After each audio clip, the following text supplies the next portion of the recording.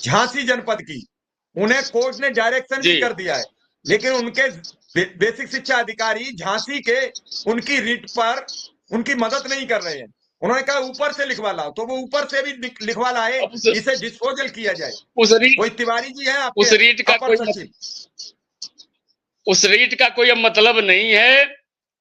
जब मंत्री परिषद ने प्रस्ताव को पास कर दिया, उसका लाभ उनको भी मिलेगा। अरे उनको नियुक्ति नहीं मिल पा रही है, नियुक्ति नहीं मिल पा रही है, नियुक्ति नहीं। अभी विशेष प्रकरण है, देखा जाएगा, उसको बाद में देख लिया जाएगा, बात होगी आपसे उस पर। लेकिन बड़ा रोमांचकारी हम लोगों का 3 दिन का ये सफर रहा, बड़ा अच्छा लगा। आज हम लोग जब घर से निकले 5 बजे, घनघोर बारिश हो रही थी, बुके भी नहीं था हमारे पास। पहले मंदिर गया, तमाम साथी हमारे आए हुए थे भीगते हुए, उनसे मिला। फिर एक साथी मिला, बोला कि अलीनगर में मिल जाएगा बुके। अलीनगर हम लोग गए उसी बारिश में, दुकान खुलवा कर बुके बनवाया गया। बुके बनवा के फिर हम लोग आए। अंदर की व्यवस्था देख के हम लोग को लगा कि अब मुलाकात आज हो नहीं पाएगी, क्योंकि जनता दर्शन निरस्त हो चुका था। जोगी जी की तबीयत कुछ ठीक नहीं थी, जोगी जी की तबीयत कुछ ठीक नहीं थी बताया गया। हमने अपने विधायक जो बसपा सरकार में मंत्री रहे राजेश त्रिपाठी जी, उनको फोन लगाया। वो लगातार प्रयास किए, मैं कई बार फोन किया तो कहा कि अभी बात नहीं हो पा रही है, तो मैं जवाब नहीं दे पा रहा हूं आपको, आप बने रहिए। और हम लोग एक शॉर्टकट रास्ता अख्तियार किया। चौकी पे जाके एक दरोगा जी हमारे परिचित थे, उनसे हम लोग मिले और उनके माध्यम से हम लोग कार्यालय तक पहुंच गए थे। कार्यालय में जाके बैठे थे, उनका सिपाही लाके कार्यालय में बैठा दिया हम लोगों को, और हम लगातार प्रयास कर रहे थे तमाम माध्यमों से। द्वारिका तिवारी जी भी उधर उधर घूम रहे थे, मिल नहीं रहे थे। भाई चूंकि सबकी अपनी सीमाएं होती हैं, एक सिस्टम है भाई। जोगी जी ये सिर्फ महंत नहीं है, आज मुख्यमंत्री हैं, तो उनका एक प्रोटोकॉल है, व्यवस्था है। तो हम चूंकि हम 7 साल बाद मंदिर गए थे, 7 साल बाद राय साहब अंतिम मुलाकात में हमारे साथ थे। जब हम लोग अपना हाई कोर्ट का वो आदेश योगी जी के हाथों में दिए थे, और उन्होंने कहा था चेक करवाएंगे, दिखवाएंगे, और 1 हफ्ता के अंदर सरकार जब सुप्रीम कोर्ट में चली गई तो रास्ते बंद हो गए। फिर हम लोग जाना बंद कर दिया। हमने कहा संघर्ष वो रास्ता है तक पहुंचाएगा। हम लोग लड़े, लगातार लड़े, सड़कों पे भी लड़े, बंधु जी के साथ दिल्ली में भी लड़े, और प्रदेश में तमाम संगठन जो मोर्चा बना के, हमारा जो संगठन उसका भी एक मोर्चा था। अटेवा से तो मेरा दिल्ली लगाव था, हम उस मोर्चे में नहीं उनके, लेकिन हमारे शिक्षक साथी, हमारे कर्मचारी साथी बंधु जी के साथ थे। हम चूंकि अपने लोगों के साथ थे, तो इसलिए बंधु जी के साथ हम जुड़े। और निश्चित रूप से कहने में कोई संकोच नहीं, हिंदुस्तान में अगर पुरानी पेंशन की भूख अगर किसी ने जगाने का काम किया है, ये अलग बात है कि लड़ाई हमने 8 में शुरू की, लेकिन हम कुछ लोगों के लिए शुरू किए थे, कुछ लोगों के लिए जो विसंगति के शिकार थे।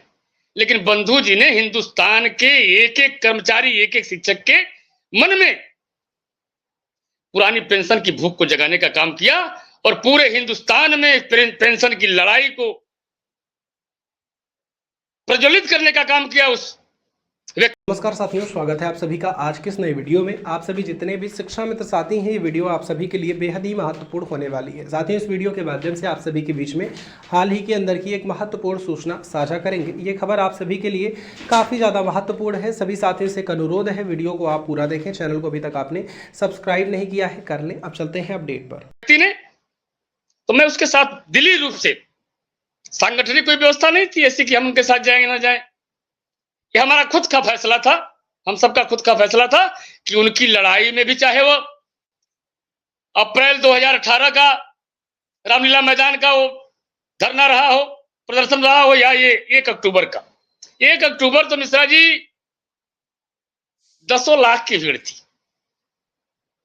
पूरा दिल्ली जाम था, मैदान ठसाठस भरा हुआ था, और दिल्ली के मेट्रो स्टेशन बंद कर दिए गए थे अपार भीड़ को देखते हुए। और उस धरने के दौरान ही दिल्ली में भूकंप आने लगे थे, जो 3 दिन तक चले। उतना लोड दिल्ली पे था, वहां के लोग बता रहे थे, कितनी भीड़ अब तक हम लोगों ने नहीं देखा। और आप कहते भी हैं वो अनुशासित भीड़ थी, वो रुपए पैसे में लाई गई भीड़ नहीं थी, अपना खर्चा करके गई भीड़ थी। और एक मूंगफली किसी का हमारे शिक्षकों कर्मचारियों ने छूने का काम नहीं किया था। एक चाय वाले को बिना पैसे के चाय पीने का काम नहीं किया था। कोई कह नहीं सकता, अनुशासित लोग थे। हम शिक्षक हैं, कर्मचारी हैं, हम समाज का मार्गदर्शन करने का काम करते हैं। तो कहने का मतलब यह है। हाँ, एक बात और बता रहा था, क्योंकि संघर्ष तो शुरुआत से ही हुआ। जब जनवरी में विज्ञापन निकला था मिश्रा जी, और उसमें यह कहा गया था कि 1 जुलाई 2004 को आयु सीमा 35 साल। जनवरी में विज्ञापन निकला 4 में। उम्र का गणना अगले 6 महीने से किया गया। तारकेश्वर साई 35 साल पार कर गया था। और मैं जब कल्याण सिंह जी का विज्ञापन निकला था, मैं 92 में एमएससी था मिश्रा जी। जब कल्याण सिंह का विज्ञापन निकला 98 में, तो हमारे एक साथी ने कहा, तो हमने एलटी 98-99 बैच में किया, उसी के लिए किया, उसी उद्देश्य से किया था। राजनाथ जी का एक विज्ञापन आया था 2001 में, जो जिला स्तर, प्रदेश स्तर, क्या क्या करके वो कोर्ट कचहरी के चक्कर में जमी जोज हो गया विज्ञापन। फिर काफी प्रयास के बाद हम लोग फिर भी लड़े। मुलायम सिंह ने संज्ञान लिया और मुलायम सिंह ने विज्ञापन जारी किया 2004 में। और उस समय हमारी उम्र सीमा पार के फिर हम लोग कोर्ट में गए, बढ़िया बेंच मिली माननीय मुकेश अंबानी जी का। हम लोग 29 जनवरी को दाखिल किए रीट, और 1-2 डेट पड़ा, और 20 जनवरी को फाइनल हियरिंग हो गई, फाइनल रिजल्ट आ गया, फाइनल फैसला हो गया, जिसमें डीपीएड, बीपीएड, सीपीएड सबको शामिल करते हुए आयु सीमा 40 साल कर दी गई। और हम तमाम जो उससे बाहर थे, उस दायरे से बाहर थे, उसके अंदर आ गए। हम लोगों ने वांट भरा और हम लोग उसमें आए। तो संघर्षों से आए। और फिर पेंशन, हम लोग क्या जानते थे पेंशन क्या है? हमको नहीं पता था कि पेंशन क्या होता है। जब जानकारी हुई तो हम लोगों ने 2008 का जो केंद्रीय मेमोरेंडम आया था 5/3/2008 का, उसके आधार पे हम लोग कोर्ट में गए थे। तभी से लड़ाई शुरू है हम लोगों की, सड़क पे भी, सदन में भी।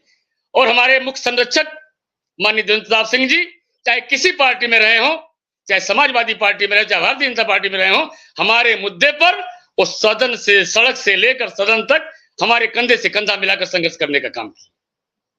उनको मैं धन्यवाद देता हूं। उनसे भी हम लोग मिले हैं जाके सुबह।